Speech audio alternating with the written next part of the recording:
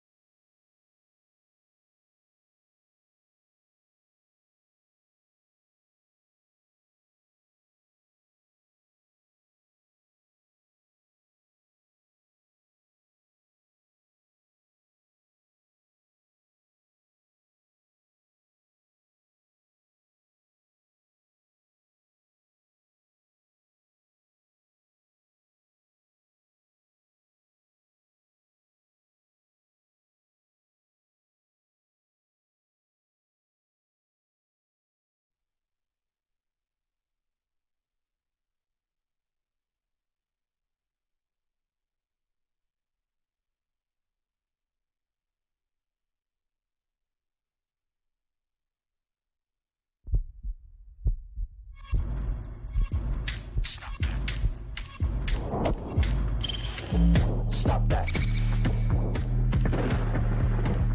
Stop that. Stop that. Yeah. I hear him chat from the noise. Move too quick, can't stop for the talking. I hear him chat with the walking. Just too sharp with the prize. White girls let it tell me I'm awesome, yeah. Hot like fire on the pond. If you wanna touch my please use caution. Cold like 0 degrees. I'm out the cage, gotta let out the beast. Revolutionary, gotta let out the streets. Locked in a cage, I'ma let out the sheets. We came for one man, forget my peace. You take the west, I'll take on the east. I'ma put him in the cage, never let out the. Yeah, I hear him chat to the noise. Move too quick, can't stop for the talking. I hear him chat with the boys. Not so tough, but mans keep walking. Yeah, just too sharp with the prize. Right there's better tell me I'm awesome. Yeah, hot like fire on the pan. If you wanna touch me, please use caution. Stop that. Stop that. Stop that. Look at this ragtag group we've got in here today. Our old friend Brad Williams. Yeah. He's Hello, at the sir. Dania Improv this weekend. Lucy has returned from her hijinks. About time. She brought me back a terrible gift. What? It was a poem written with love. Not by you, written by a street poet. Put it on the poll, please, Juju. Do you hate the street poets at Le Batard show? She was great. The poem was not. She tried her best. She didn't watch sports. So I asked her, she came up to me and was like, do you want to buy a poem? I was like, oh yeah, I want to buy a poem. Thank you. This is a great opportunity. I said, I didn't get Dan anything in Seattle. Can you write a poem about my boss, Dan? And then she said, I don't know your boss, Dan. I said, well, that's a great point. So you probably can't write a poem about him. So I asked her to write a poem about sports because I know you like sports. She didn't know sports either. And so she did the best she could. But I thought it was beautiful. Okay, we'll see. We'll all test your judgment right here. The competition of my desire. I crawl, I dance, I pray upon a moment of pure truth. My dear, understand that I yearn for something beyond. A win in which I exist. Is there more to life than this success? Success is misspelled. Tell me the truth beyond this moment. I know nothing if not where my passion leads me. I am alive as I pray. See me for more than what I appear to be. That just sounds like you. I thought that was good. Beautiful. Beautiful. All right, so I aired. Evidently, it is the poem industry cannot be thriving. Well, I paid her probably way more than They're I should killing have, so it. definitely they're doing better today. Am I the only one who detected notes of tension in that? That was a very, I mean, you told her it's for your boss. But she didn't know Dan, and So so. she went- But I Sounds still like think she does. It still fit. It's got to be a tough way to make a living, poetry. Gotta be really hard. Let's ask Drake. You mean Tua? He looks more like Anthony Anderson. Put it on the poll. Does Tua look more like Drake or Anthony Anderson? At That's Le really Batard good. Show. He surprised me with the cornrows. Caught me totally off guard. As a white guy from Orange County, California, I don't feel like I can comment on this. You can be caught off guard by it. No, I can be caught off guard, but I just feel like any opinion I have is going to be wrong. Mike, you're making faces as if you knew Tua was going to go cornrows. I'm making faces as if I don't care at all. Okay, Excuse me. fair enough. Sorry to bore you. No, it's just what am I going to say about him? Hey, cornrows. Well, nice talking to you. You don't have any more subject matter No, other than that. I don't. For the record, I don't think he looks like Anthony Anderson either. Is this the heel turn? Is this what this is? Like, this is the. Remember when, like when Grant Hill was like, he's too nice, and then it's like he turns into the bad boy or whatever. Is this his bad boy phase right here? I think his bad boy phase is when he went after Ryan Clark. I think that was Yeah, put some respect on my name. yes. He was legitimately pissed off. I want to start though before we get to some of the things in local sports. I just want to talk for a second because I've not yet figured out how to do this in a way that's not unpleasant to everybody. I want to talk about the weather because in my lifetime, living in South Florida, what has happened over the last 24 hours, in my experience, has never before happened with a storm that doesn't have a name and goes unrelentingly for 24 straight hours of 40-mile-an-hour winds that were, shaking the windows in my home. And it was like there was clearly debris flying all over the place. And when I drove in today, there was all sorts of stuff in the streets and all sorts of flooding because from Broward County, where they canceled school today, to Key West, 6 inches of rain everywhere. I've just never seen a weather map like that for 24 hours is just 40-mile-an-hour winds the entire time. And I want to figure out how to change how it is that we talk about this, because I haven't done it successfully yet. I know we feel hopeless in the face of it. I know that impending doom is coming because scientists will all tell you they underestimated all of their worst calculations, and that doom is headed this way in a way that's obvious. It's not going to get better from here if we don't stop with the fossil fuels. It's only going to get worse. And what I'm telling you is what I experienced over the last 24 hours in South Florida is something I've never experienced in all of my life living here. Now, Dan, imagine what you just experienced being a 6-foot whatever man. Now put that in a 4-foot man as I'm trying to cross the street last night, looking at certain puddles going, this could be it. This could be where I go, because the water was moving very fast. I forgot my floaties. I can't swim. I have a very large head that sinks. I have a very fat butt that floats. That's not good for swimming. I'm very nervous. Florida is not a good climate for me. He instantly goes upside down. I do. I turn into a fly girl in a club, just face down, ass up. Like, that's me. Instantly in a puddle. Here lies Brad, killed by puddle. That could happen. You were worried about the water. For me, it was the wind. I was trying to bring things in that had broken Don't get me started on the wind. off my balcony, and I am 240 pounds, and I was scared that at any point a gust could come that I could not maintain. If I randomly opened my jacket, I could have turned into one of those squirrel suit guys. I wish I had Just the flying visual. away. I wish I had the visual of Dan like bracing as if he was going to be lifted. As if he was going to be swept away by the wind. I've got the wind going up to Dan and say, oh, excuse me, pardon me. How did you guys sleep last night? Juju, how did you, how did you sleep last night with the amount of wind, the howling of the wind? I thought Casper, the friend of Gus, was in my room last night. Every 5 minutes, I woke up like throughout the night because the wind was howling off the glass like 1,000 miles an hour. I ended up going to the living room and clutching my pearls because I was afraid. I thought Casper was getting some. Against the spread. That's what it sounded like. It was moaning. I was like, hey, get a room. Not mine, though. How am I to discuss this in a way that doesn't make everyone feel both helpless and hopeless? Because the only thing we can do, and keep in mind, I'm spending, I'm not going to bore you with the details, but very often on weekends, I'm talking in these conference calls to activists who are talking about civil disobedience around the globe because our leaders are failing us here. Just on your free time? No, it's something I'm doing on the weekends to see if there's anything that can be done. If there's anything that can be done that would make me feel slightly less helpless with what's approaching this way. And it's just not far away. Like, to me, I don't understand climate science deniers when the wind is howling that way outside your window. Who else is on these conference calls? I mean, a whole lot of people. Adam McKay. Picture just like random celebrities from around here. Just Oh, like, we no, got to yeah, do something. no, Wilmer Valderrama. Kendall from Succession, Mark Ruffalo. Yes. And What can we do? Let's all get on a call. You're in a climate change support group John with Hamm. Mark Ruffalo? Yeah, John Hamm puts in the Chad Hambone in the house. Where's Gal Gadot? She's got to be in this one, too. Eduardo Nahara is also in there.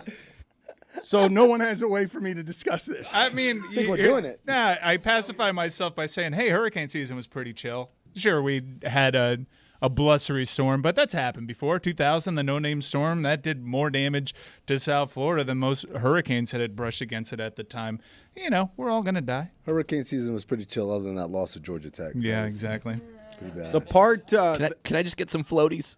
I I just want some floaties. The way that I get scared here, though, is these things used to come with warnings. Is the other part. Like, nobody, like, it used to be somebody was telling me what was approaching. What just happened in Acapulco, where it goes from something that they're just telling you is a storm to a Category 5. Like, the thing that has always made me feel safe in South Florida during hurricane season is that I'm allowed to have a brace for it. I'm allowed the warning of, you need to get out of here. I think we're losing whatever that time was, because this didn't have warning. Nobody was talking about the meteorological map looking like that yesterday. I mean, we have really bad thunderstorms down here that just pop up, and it's part of the summer. I think the only surprising thing is that this happened in mid-November.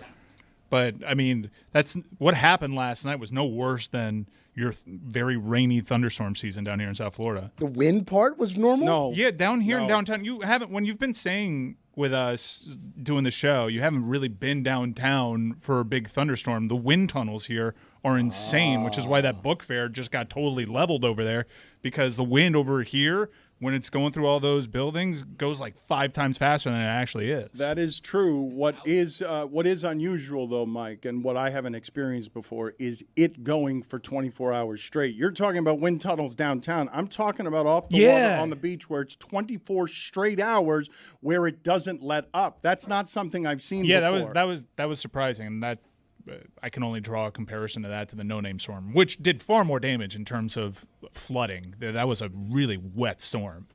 It took out a book fair?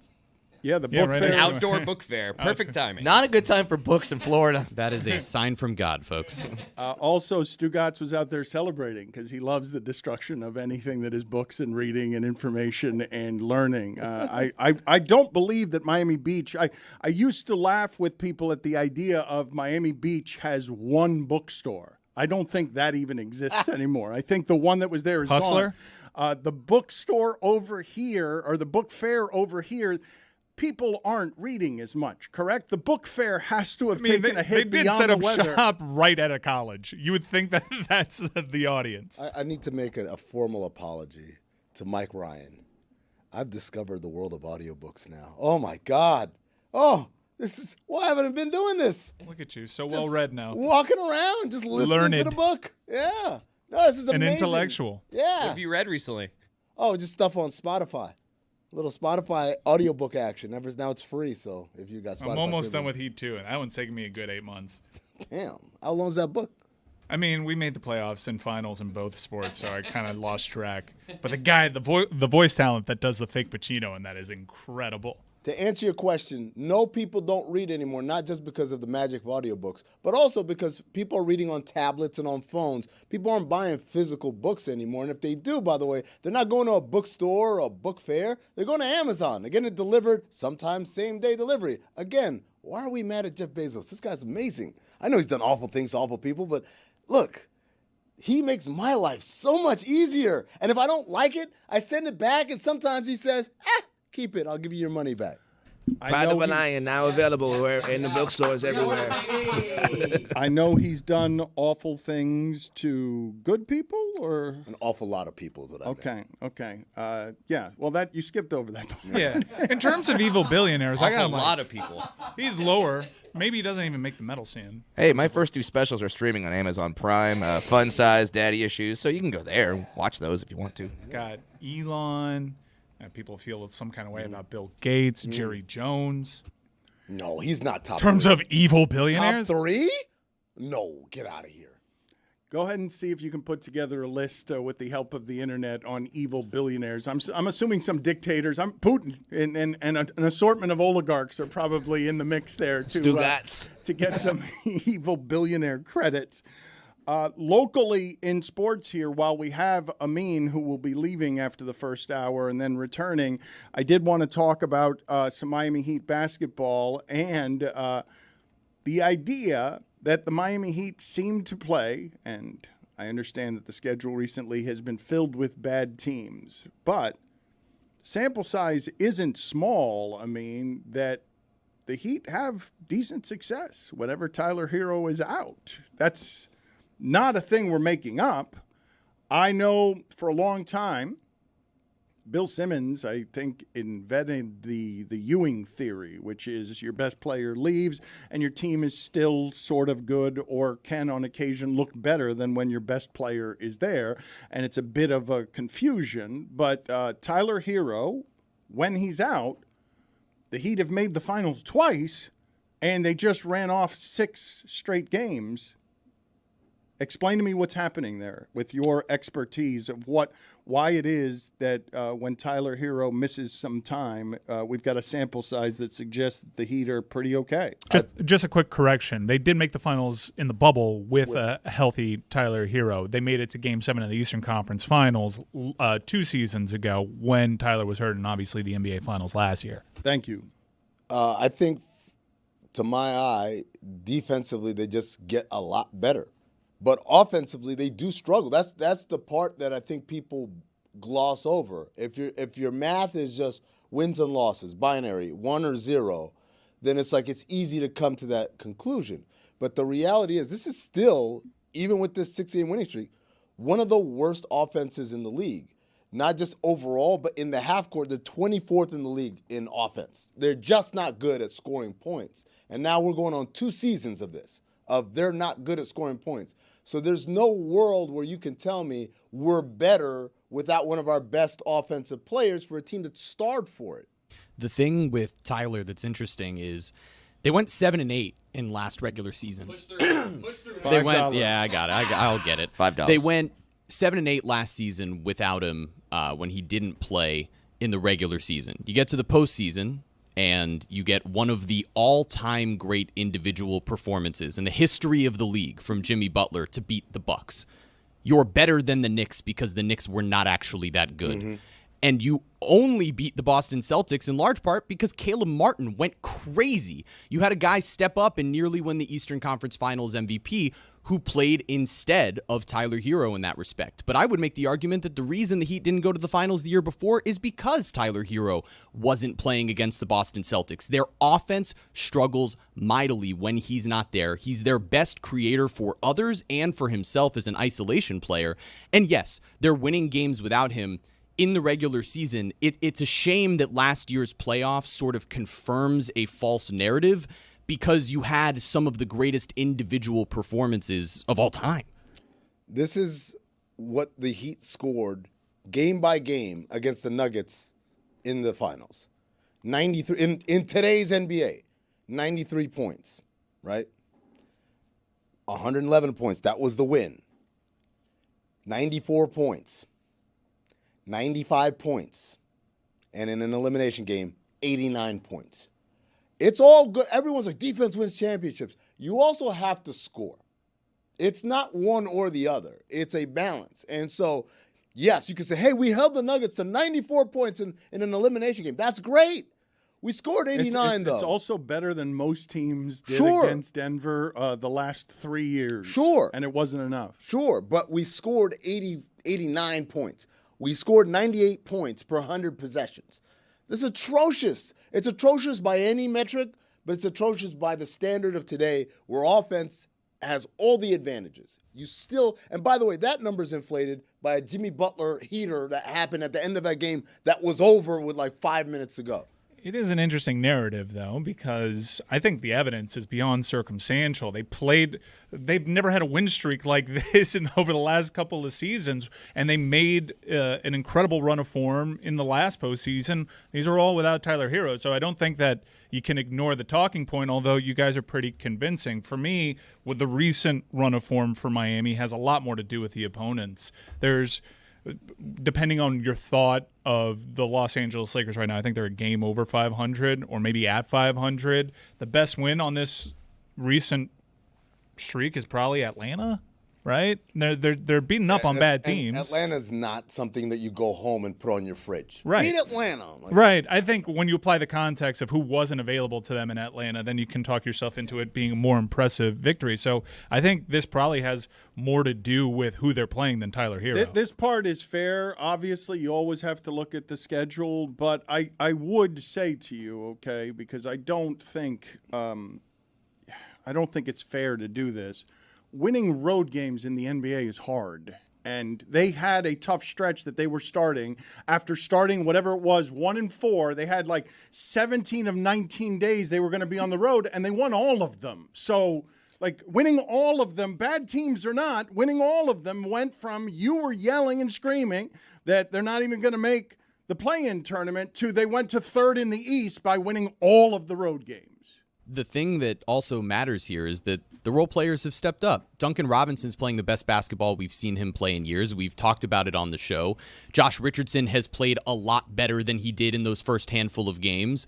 Kyle Lowry stepped up in a couple of games where he became their primary ball handler. Juan Wick looks good. Yeah, well, Jaime Jaquez Jr. has been fantastic, and offensively, he's really already grown into a guy who he probably won't leave the rotation. And now the Heat are just looking almost at an embarrassment of riches when it comes to their rotation, because now that Caleb Martin comes back tonight, this team is really deep. Yeah, I mean, or really lucky to be playing the Chicago Bulls in 2 out of the next 3, and then after that, the schedule gets really difficult. And yes, it's cool to say that they're 3rd in the East. They're also 2 games away from being 11. But winning 4 games on the road in a row with a scheduled loss in back-to-back nights where you're going from Charlotte to San Antonio it matters. The murderer's row of a course not, scheduled but loss of the Charlotte Hornets No, but you and lose the San back-to-back Antonio games. Spurs. You lose back-to-back road games. Every good team in the NBA loses that. Not even that me at game my often. worst. Not even me at my worst, Jeremy. It also looks like Bam has, I'm going to say it, taken a step. He has taken a step. That's a huge Dude, part. Too. offensively, Idris no more. What? he looks good, dude. He looks really What? good. Wait a minute. care Hold about on. you, Amin. Hold on, Amin. Are you ready to do this? Because I would have made the argument that the story of the last 6 games for this team has been Jaime Jaquez. They're trusting him in the 4th quarter. He's playing all 4th quarters.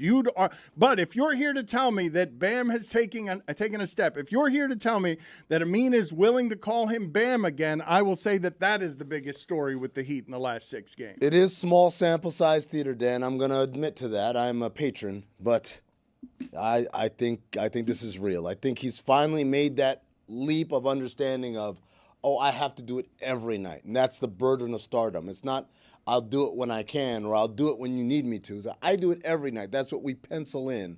And then everything else happens around that. And I think that's kind of what it is required to be that guy, is you have to have the scouting report is all about you. We know they're going to try and stop you from doing these things, and you're still going to do them. And so far, he's done those things. So I salute Bam Adebayo, not Idris. That is crazy what he just said. He is willing to call him Bam. I wanted to go back to one thing that Jeremy said, though.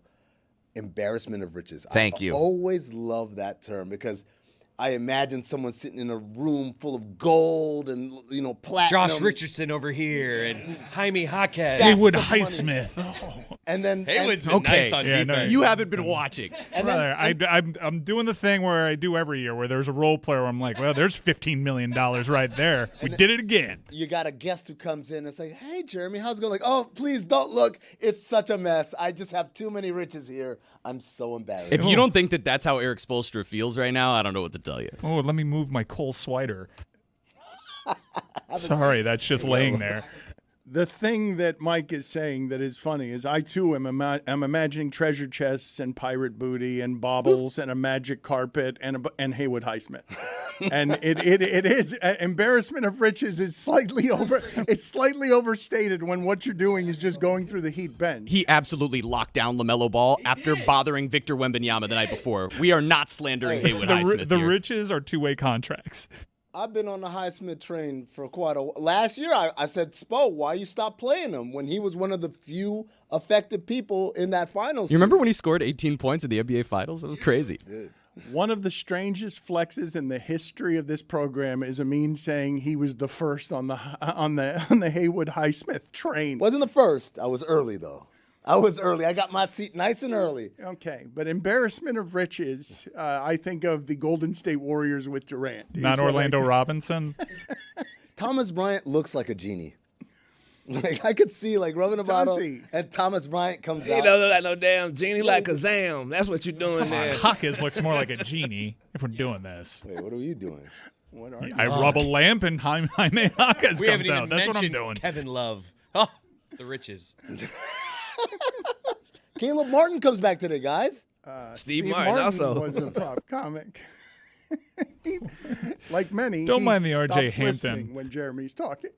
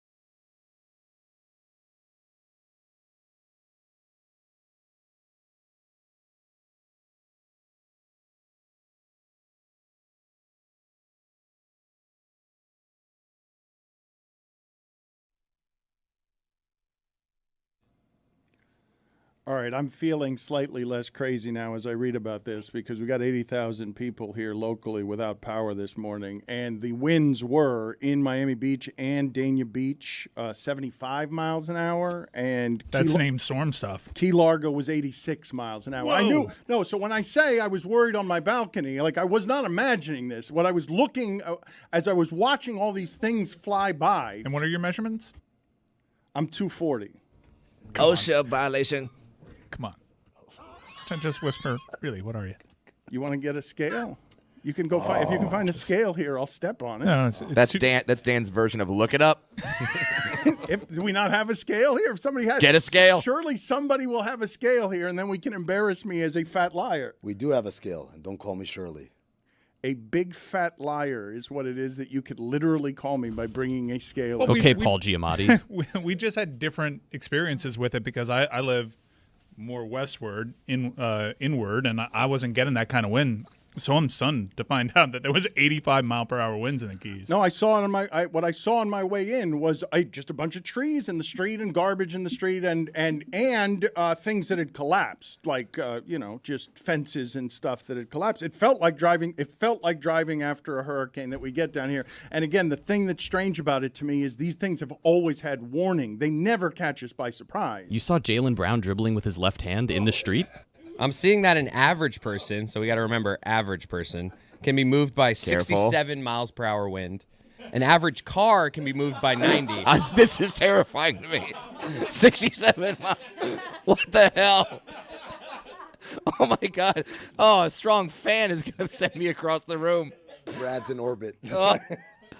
By the way, perfectly safe inside the Dania Improv this weekend to see me do stand-up comedy. Get your tickets now, BradWilliamsComedy.com. I think the bad weather's gone tonight, so this should be good for your show. He's also got a theater tour starting in 2024. He's got new special Starfish. It is out December 21st. And if you want more information, BradWilliamsComedy.com for all things Brad Williams. But your ass floats and your head sinks is what you're saying. Are you writing lyrics right now? I mean, you wrote them before. You walk. I thought you were reading the poem. So That was Uncle Luke. Can you guys get me the useless sound that has never been later? We are closer to next week's games than we are to the previous week's games, and we have there is a game tonight. The next week starts tonight. But we have the useless sound finally. It got in here very, very late. Billy's not even here today, but let's see what him and Taylor put together with an assortment of useless sound from the NFL weekend.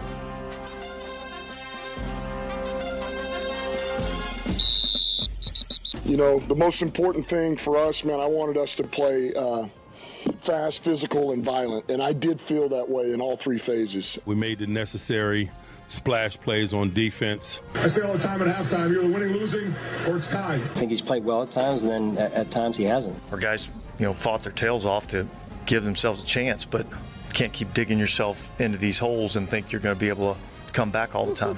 We challenged our team to go out there and compete for 4 quarters, and I felt from the opening kickoff to the final whistle, we did that, and I'm confident if we continue with this, that we will end up on the other side of this. We obviously got to look at ourselves in the mirror and figure some things out. And you have your football team all looking inward and trying to be the best versions of themselves for that greater good of trying to accomplish something special. I am of the belief that we can continue to go out and write our own story, and we're holding the pen. We came off the sideline and guys were talking about it. I'm like, oh man, I'm like, dang it, like I was mad, sort of. It's football, every Sunday not gonna be our day. Today it wasn't. Throughout the week, I try to just stay calm, cool, collected. This is the National Football League. You get knocked on your ass, and it's not whether you get back up, it's how you get up. Losing's never fun, but, I thought we battled today. I got to be better for the guys, for the team, everyone battling. We're not there yet, but I always use the bye week to evaluate myself and the team and everything I can do better, and there's a lot of things clearly I need to do better, and I'm always going to work. I know that. Really appreciative of the effort. I thought our bigs up front on offense did a really good job of kind of controlling it. I thought we were able to run the ball effectively, and that's a good posture to play from. Obviously, a lot to work on, a lot to be better at. Every loss is demoralizing. Later in the game, man, when it gets a little bit thick, I thought we would have our opportunities, and we did, and we made them. Sets a standard of who we should be and who we can be and who we're going to be. we just got to find a way, dig deeper. We're in this thing together. We're battling together. We're fighting together. And, we believe in us. It's about us. It's not one individual. It's not the quarterback. It's not the safety. It's about us. I didn't do a good enough job for us today. I mean, that was just us as a whole. When we're able to execute and do the things that we're capable of doing, we get good results. This is about us. This is about us running our own race, and no matter what the score is, the other opponent, what they're going through, what's tough for them, young quarterback, whatever, we're trying to build. We're trying to build and become a better team, and as I said, show our best performance and best versions of ourselves each week. You don't feel it on the field. It's not it's not something that affects. It doesn't affect my play. That's not a reason. I have to be better because of me. It's not some outstanding circumstance. I have to be better. I have to push myself. I have to be better. There's no excuse. There's no external. In the game, you don't think about that. That's not something that's going through your mind. It's like me speaking Italian. Did we just get introduced to Tommy DeVito? That is Bryce Young. Let's go back for a second and dissect this, because Bryce Young is under it in Carolina because, at least in part, because C.J. Stroud looks so good and Carolina looks ostensibly just totally lost and hopeless. Let's hear, because this is the verbal manifestation of what he looks like in the pocket. You don't feel it on the field. It's not It's not something that affects. It doesn't affect my play. That's not a reason. I have to be better because of me. It's not some outstanding circumstance. I have to be better. I have to push myself. I have to be better. There's no excuse. There's no external. In the game, you don't think about that. That's not something that's going through your mind. I saw it in my mind's eye. I saw the D lineman swallowing him up like I can't.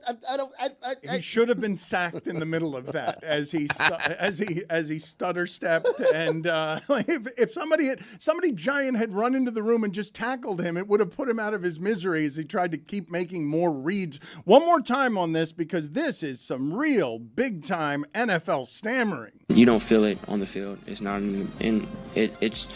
It's not something that affects. It doesn't affect my play. That's not a reason. I have to be better because of me. It's not some outstanding circumstance. I have to be better. I have to push myself. I have to be better. There's no excuse. There's no external. In the game, you don't think about that. That's not something that's going through your mind.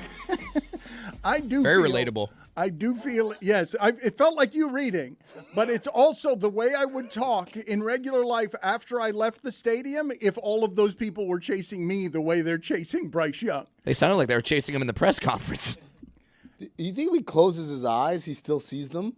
Yes. I believe there are very few things more haunting in professional sports than playing that position when you know you're not playing it well. Like, that has to be terrifying, because it's not just that the other guys can feel that and sense it. It's that the people in your own huddle can. Look at this. In fact, it surprises me that I had taken this long to get to it. It is breaking news in South Florida that we have not had this century. It is being reported that a Patriot has lost the locker room. Mac Jones... This never happens with the Patriots. We are never given. You tell me the last time. The Lawyer Malloy trade, where Belichick lost the locker room. Is that right? Who reported that? When they cut Lawyer Malloy. Yeah, no, it was all crashing down. That was the first time we wrote the Patriots off. Not the Richard Seymour trade?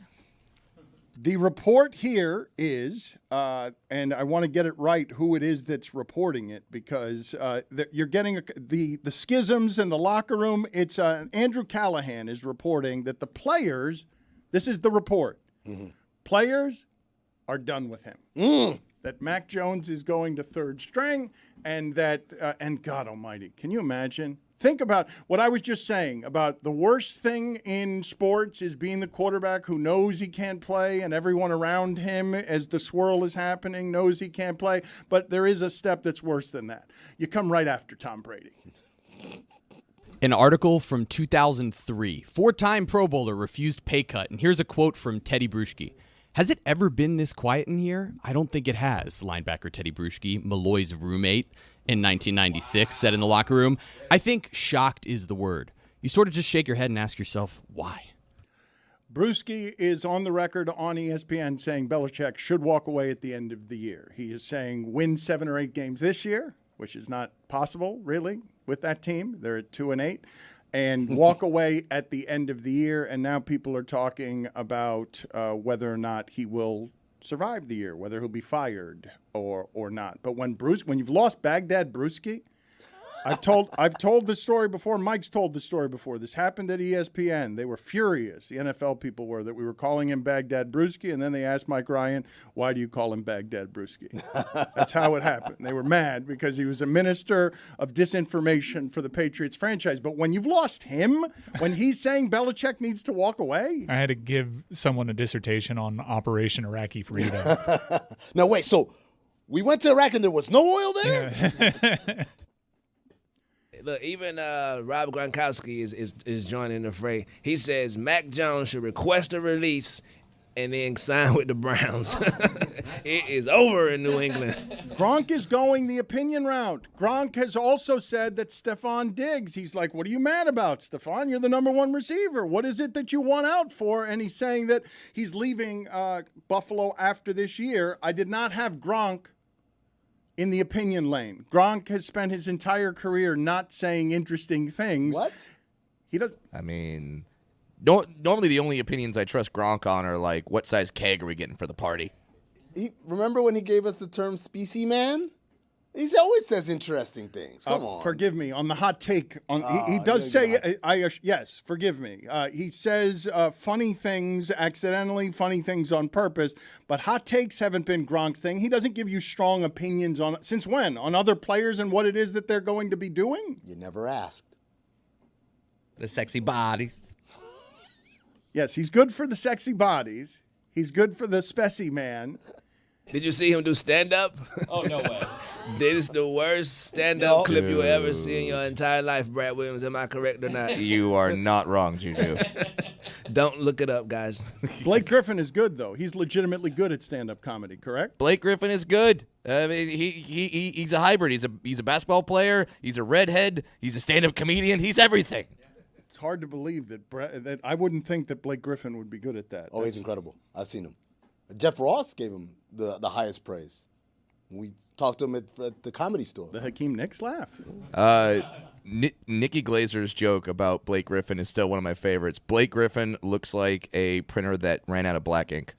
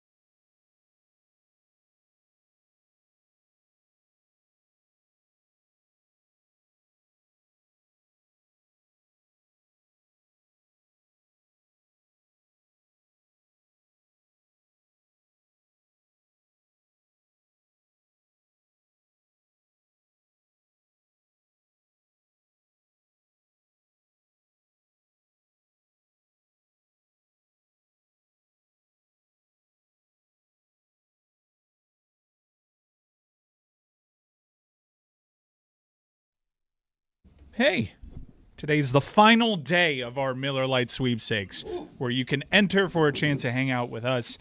And you can bring 3 of your friends for a weekend in Miami. You'll hang out for a taping of the show, get to experience our Monday Night Football watch party. I think the Titans are playing the Dolphins that day. It's all presented by Miller Lite.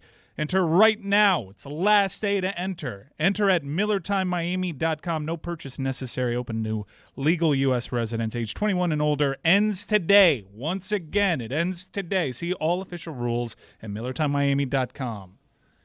Mike Ryan loves to mock me. I feel very dad and grandpa-ish when he mocks me on the technology stuff, not trusting technology. Most recently, I was complaining about the Face ID that is required all the time for me to like dance with my phone and fill in the entire circle. And Mike Ryan's joke was, really, you're worried about them having your face information when you've been on television for 20 years? But I think you're talking about setting your Face ID. Yes. Just to set it. That's correct. Okay. I'm just saying I don't want... He doesn't want anybody to have his face. I don't want them to have that many details on my face, and I don't want them to have as much information as they have on me. But I tie this into what happened the other day here with Google Maps, where a hiker, they had to send a helicopter in to rescue a hiker who had been told on Google Maps to follow some phantom trail and ends up walking right off of a cliff. And I'm just curious, because I cannot be the only one distrusting the technology this way. It starts with some of my ignorance and some of the game passing me by on technology. But even among you young people, this must be something that you have some distrust about, that Apple's going to have all of the money and all of your information. Like, they're going to be able to have everything about your personal life. They're listening to you with the phones and everything else, and you don't fear some of this stuff.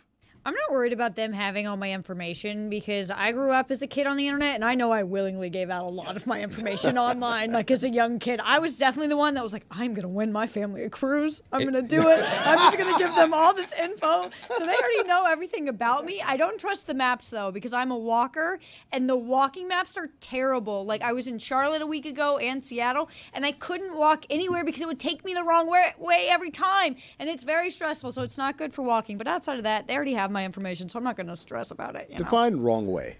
Like, I'm not in the direction of where I was going. As someone between millennial and Gen Z here, I've also grown up with the internet just being something where I was constantly giving out information. And I think if I lived with the anxiety of, oh, they have all my information, I wouldn't have made it to 28 years old. Like, it would be too confounding to be concerned about it, because I've known my whole life, like, all right, there's all the information. They have all of it, and one day they can destroy us all.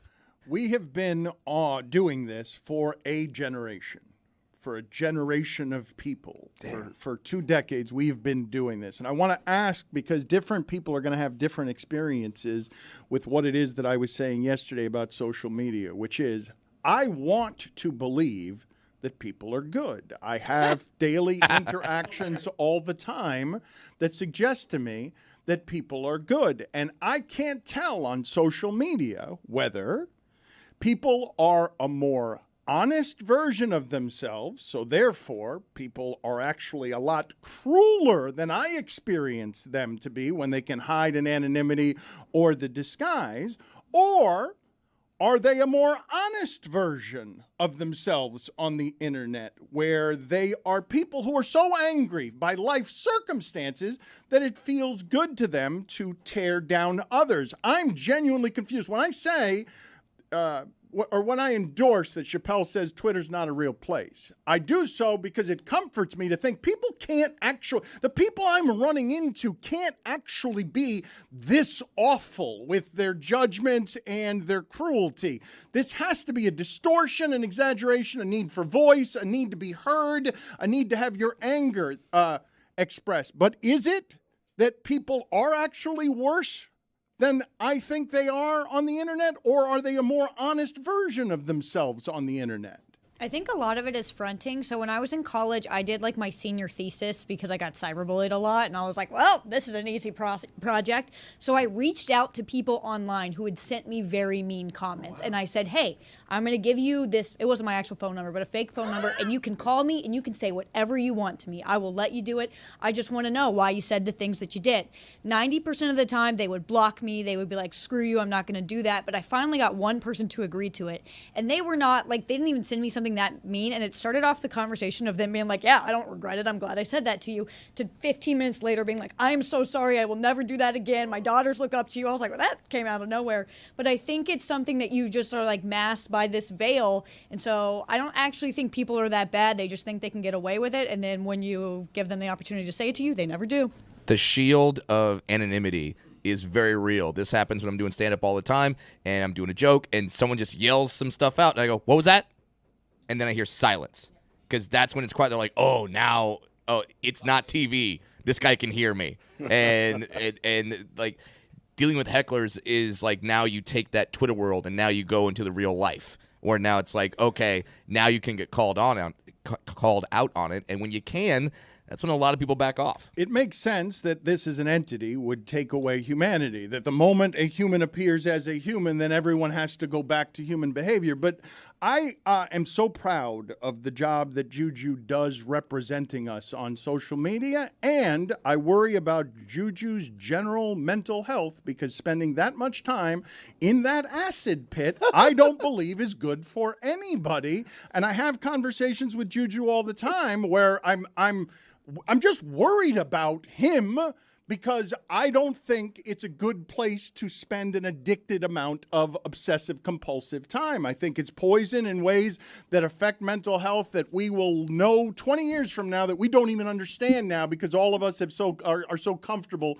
with the new normal. When I say all of this, Juju, your thoughts are what? People on the internet are what? I know that it's a broad question, but which is closer to the truth? People are really that awful? And that's just the most honest version of themselves? Or people are better than I think they are. They're just unhappy in a lot of places, and that's how it comes out. I think people are actually that awful. Like, if I show you my DMs, I got more N-words than the basketball team, you feel me? But we also did a poll a couple of – don't do this. We did a poll back in about a month ago, and it said, have you ever wished that someone did bad that you don't like or something? I forgot the wording of it. Wished ill on somebody. And the poll was like 80% yes, and I couldn't believe it. I don't give a damn if I hate you. I don't hope you do bad. I don't, like, salute to Emily. You know, I hope she doing terrible, but I don't hate you. You know what I mean? So I think that fear that Emily's the only one. Everyone else we wish well upon. You feel me? So I think that is just people come in, and I think that's their real selves, because even sometimes I come back online and DM them back and like, yo, bro, did you really mean this? Yeah, you don't deserve this. You got a handout. Those people don't even know you at that job. You just got a Greg Cody tattoo, and that's the only reason that they try to demean my value of my self-worth. You feel me? So, and they don't never back down. So I think people are just that bad. But Juju, I'm gonna say this: it's still the anonymity. It's still easy to say things to someone you don't have to see, or even in the case of Lucy, you don't have to hear, because there's no reaction. So I think a lot of people are real tough and brave when they don't have to deal with the actual consequences. It's kind of like how people think murder is easy, like killing someone is easy, until you have to actually take a life and watch a life leave the eyes of the person in front of you. And that's why a lot of people throw up or, pass out or do whatever when they actually do that, because it's not easy to strip away your humanity when it's on display right in front of you. You're of the belief that people out there think murder is easy? Oh, yeah. I'll kill her. Like, people think that, but it's like, then you got to actually do it. And it's not so easy. I don't think anybody Hardest part is a cleanup.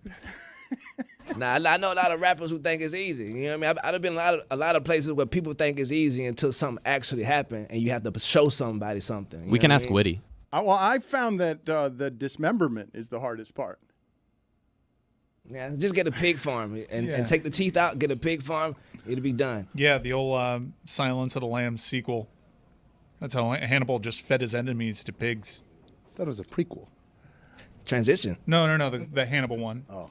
Yeah, where Clarice was not played by Jodie Foster. Yeah. Going back to your question on are people more themselves or less themselves on the internet, I think that there's an age cutoff. I think if you look at like LeBron James, 38 years old, he is less his true self on the internet. I think anybody older than him, Gilbert Arenas, being more authentically themselves on the internet because the internet was given to them once they reached adulthood. And so now they have this anonymity to be able to just release all of these thoughts they've been keeping in forever. Where those of us who grew up with social media, we've been performing as content creators because these social media websites have been telling us to do so since a young age. And so we all have these internet personas that have pieces of us, just like, our personas on the show have pieces of us. But ultimately, like, our internet personas are a character. Brad, what is your experience on the internet? I'm fine, Dan. I'm fine. Just putting out everyone's very supportive of stand-up comedians on the internet. It's amazing. They don't latch on to one certain physical characteristic of yourself and just say that's the reason for all your success and that's the reason you're known. They don't do that at all. They don't say that you're a one-trick pony and only have one joke. It's very supportive. I don't know what this place is. I agree. Whitney Cummings is pregnant. You get a lot of "you're not funny," right? Yes. it Thank you, Dan. It's a professional funny person. No, it's just a professional funny person being told by people who aren't as funny and don't make their living at funny. People that he doesn't have to respect their opinion on funny, telling him he's not funny. Does that land on you the same way that, like, occasionally you'll get, you don't know anything about sports? I'm like, I do. I know a lot. Honestly, the thing that gets me the most, you could tell me I'm not funny because I perform to live audiences who laugh. That reaction you can't fake, so I know I'm funny. The thing that drives me the most nuts is when I announce my tour dates and someone just goes, "When are you coming to Denver?" And I'm like, "Denver, last week. I was there." And this happens every week. Next week I'll get, "Dude, you never come to South Florida." Last week, I was there. Where are you tonight? He's in Dania Improv this weekend. BradWilliamsComedy.com for all things Brad Williams. All right, everybody.